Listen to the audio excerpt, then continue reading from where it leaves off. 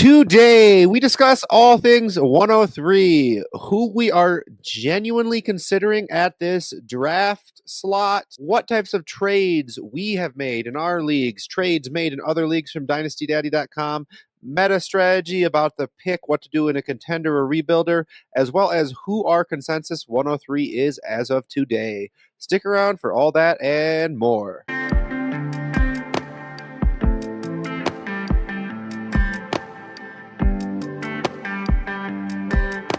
And welcome into the Dino Construction Podcast. This tier series, one of our favorites, it's a part of a bigger series where we talk about what to do with every pick in the 101 to 112 range. I think those are called first rounders. In Dynasty Superflex leagues, we talk the same thing, strategy. We talk who we're picking, who we're considering, and why, as well as trades. So if you like this episode, there's a whole series. The ones that come before 103, 101, 102 already out there. The other ones coming out soon.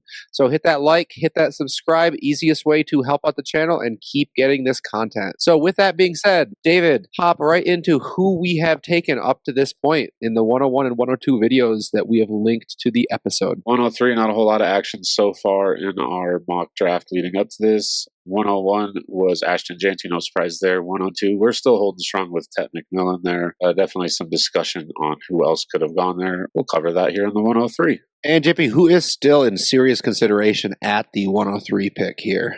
You got two names here I'm looking at, and Cam Ward is the first one. Is likely the QB1 in this class, the potential 101 in the NFL draft. Is looking more and more likely every day that he will be. And in Superflex leagues, very appealing. He has the tools, college production, and lots of upside in those dynasty formats. There's some risk with some first-round quarterbacks. Every single year, the hit rates can be a little volatile. And the other name I'm looking at is Marion Hampton. It's a do-it-all back. He could be a hammer.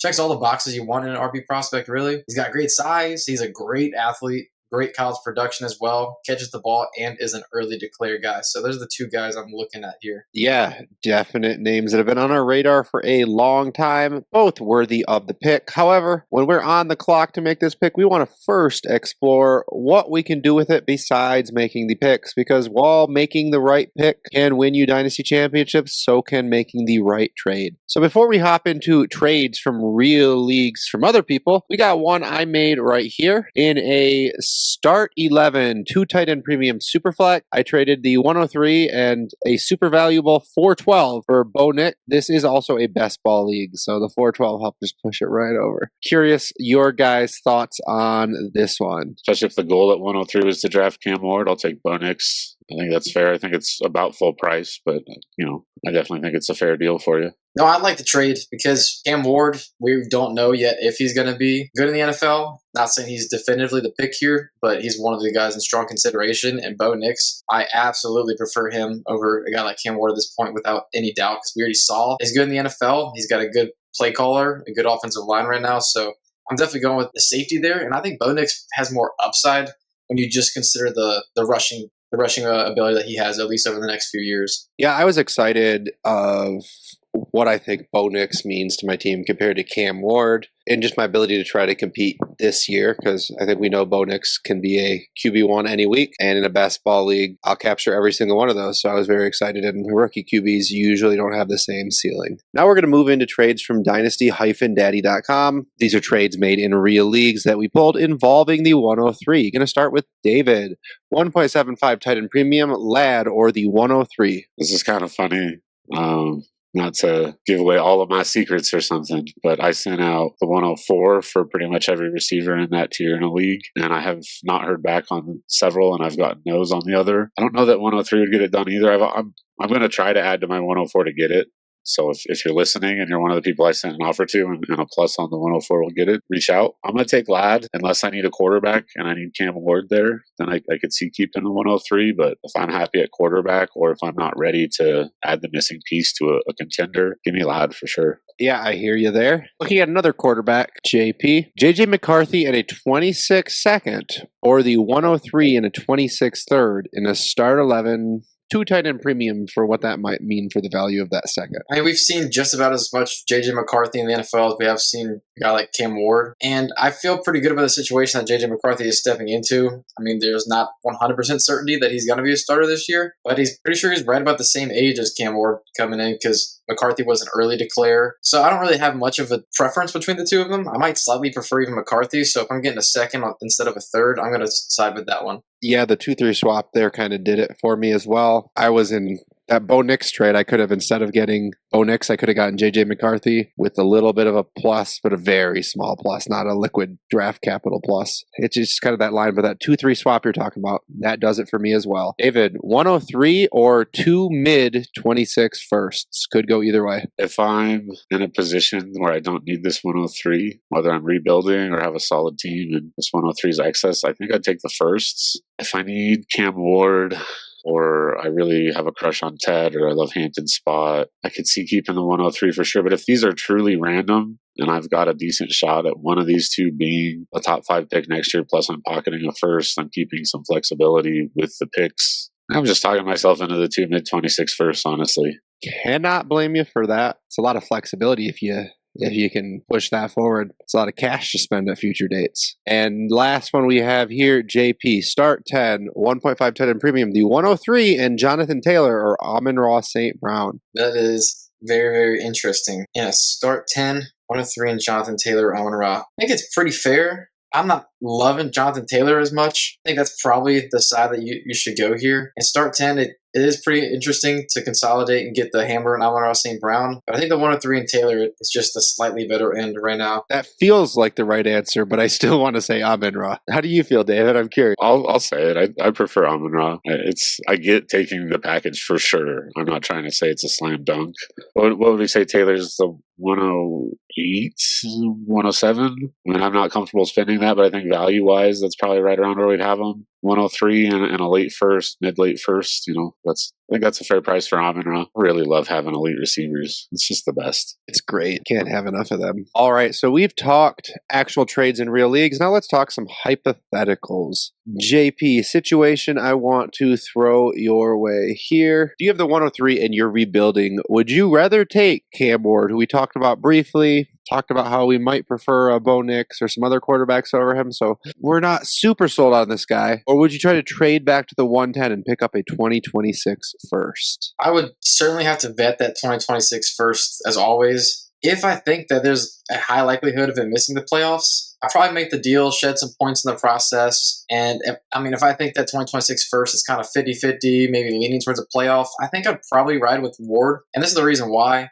I want to reference something that J.J. Zacharyson highlighted last year, and it was just how rookie quarterbacks appreciate in value. Since 2018, these were the results. There's 39 quarterbacks drafted in rookie drafts, and when looking at their startup ADPs from before they played in the NFL to after their first season, these were the results. Of the 39 guys, 19 lost value, and on the surface, that's a coin flip, right? But 12 of those 19 that lost value. They had a startup ADP after pick 121, so those were guys we're not really that interested in anyways. So that's after the 10th round in a 12-man league in a startup. If you ignore those guys that we don't have as much interest in, it changes to 7 of the 27 lost value. So that's about a 25% of them lost value. Some of these guys that lost value were Justin Fields, Trey Lance, but their startup value, it still remained in the top 3 rounds, and they essentially maintained value. So when you're looking at 75% of them are appreciating in value, and the ones that are losing value aren't losing much value because that narrative, every year the rookie quarterbacks, especially the 101 guys drafted in the top 5, it's like, oh, situation was crap, it'll be better next year. Rookies always suck. There's still hope and everything. So I think based on that, I think there's just a lot of value insulation in rookie quarterbacks unless they absolutely flop. I mean, Bryce Young kind of did, but he even bounced back and his values crept back up a decent bit lately. So I think I'm probably going to hold the 103 in most situations there. And correct me if I'm wrong, but this study was done last year, so it doesn't include the 6 for 6 on quarterbacks in the first round from last year. Yeah, exactly. Because they all had to at least maintain their value. I don't have the numbers on it, but I can't imagine any of them actually lost meaningful value. I think Caleb Williams would hit as a lost value, but irrelevantly, right? erroneous lost value. Like he's still a stud. We'd still prefer him to the 101 this year, right? Like, but lost value from sometimes being taken at the 109 last year, right? That's fair. Yeah, and he's probably top of the second now. Still valuable though. Still very valuable. I said erroneously, right? And David, your situation, you're not rebuilding, you're contending. You have the 103 and a little bit of extra flexibility, some other assets you could throw on this. And you really want Janty. You think Ashton Janty is the piece that puts you over the top, makes you a super team for the next 5 years. What are you willing to add to the 103 to get to that 101 in that type of situation? You have the money to spend, you're competing, you're a little liquid, and you just decide that's what you want. I mean, if I really want it, then as hypothetical me would have to answer the question because I don't know how badly that person wants it. I wouldn't pay more than an early second or that level of value if it's got to be a player edition or, a 2-for-2 where I'm trading a player the other person likes a bit more, maybe within the same tier, like a tier 3 wide receiver swap where he gets the guy he prefers, or probably take a little bit more than that. But I'm not going to go overboard because I do think Omarion Hampton's a really good prospect. I don't think it gets done for less than an early second either. So I think I have to be prepared to spend that. Maybe a little throw-in piece on top, but I'm not going to give an extra first. The 202, the 201 even potentially, though, you're willing to part with? I'd be willing to in this hypothetical where I really want Janty and, don't love Hampton for some reason. Maybe he falls into the second round or something and Janty goes top 10. That's a meaningful difference in draft capital. So I think in that case, I could definitely see spending an early second like that, yeah. It will be interesting to see where they both go and how that shakes out. As of day, of course, we think Janty, the better prospect, will have the better draft capital. Will be interesting to see. I'm going to be happy to bring that question back up post NFL draft as well, once we have all that extra information. So we've talked a lot about real trades we've made, trades other people have made, and some hypotheticals. We're going to move into closing arguments for who we should be drafting here. David, we've all talked about Cam Ward a little bit at this point, but I think personally, I like the case you gave for him the best, and you also talked about him longest ago in the past. So I'm going to have you give our case for Cam Ward here. I hope it's the same case, man. I just kind of wing it most of the time, so I'm probably going to say different things here. But I believe it was a position scarcity argument because that's the main reason I would argue for him. And that's what I'm going to do here again. Superflex League, he's a quarterback. You just heard JP talk for a few minutes about how rookie quarterbacks tend to hold their value if they're drafted early in the NFL draft. They expect Cam Ward to go at least top 5, but smart money has him at the 101. I like the prospect. I wish he gave a little bit more with rushing when we're talking fantasy, but it's enough that he still has, some upside for a high-end quarterback 1 season or 2 at least. I like the prospect. I think just quarterback over running back when the prospects are close for me, and it's pretty much a process move I'll make every time. So that's where I'm going here. I'm going to take the quarterback over the running back.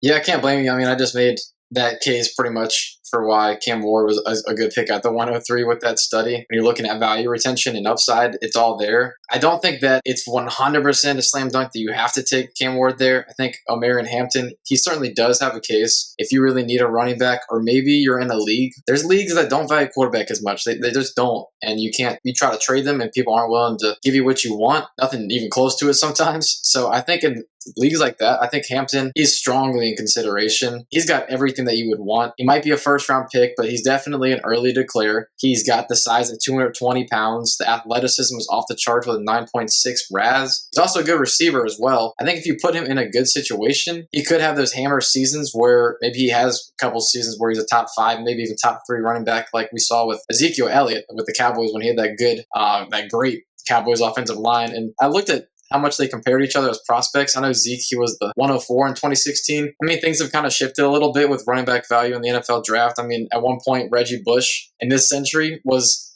supposed to be the 101 in the draft, and people were shocked, just thought it was insane that he didn't go 101 over a pass rusher. Crazy to think about now. Zeke had a 95th percentile speed score. Hampton has a 93rd. They also both have really, really good college resumes. Hampton's got a 90th percentile dominator. Zeke at 89th. I think they kind of compare pretty similarly to each other when you look at their athleticism, the size, guys, what they did as pass catchers. I don't think he's quite the prospect of Zeke, but I think you could do something similar in his career and be a top 5 dynasty running back within a year or two. Hop in real quick because I see a typo on the graphic. That dominator rating is wrong. That would be absurd. 73.9.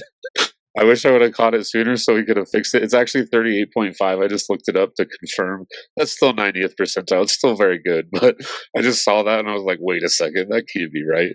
Also, I was a very big football fan back then, and I was shocked Reggie Bush didn't go 101, and I still think he should have. I also would love to see what Vince Young's career would look like in today's NFL, just while we're talking about that draft. Anyways, we can go back to our regularly scheduled podcast. Thank you for allowing us to continue. And we both had some great cases. Omarion Hampton, Cam Ward, both of them are great. Obviously, the cop-out answer is what does my team need? And I'm probably going that direction. But in a vacuum where we do not have team need, I'm going to break the tie here, and I'm going to go positional scarcity and go with Cam Ward. The QB value is just more secure. I think Hampton's probably a safer play than Cam Ward. I don't blame you if you want to go that way, but the odds of a running back making it into the first round of a startup versus the odds of a QB doing it, I think I'm just going to go the QB, and it's as simple as that.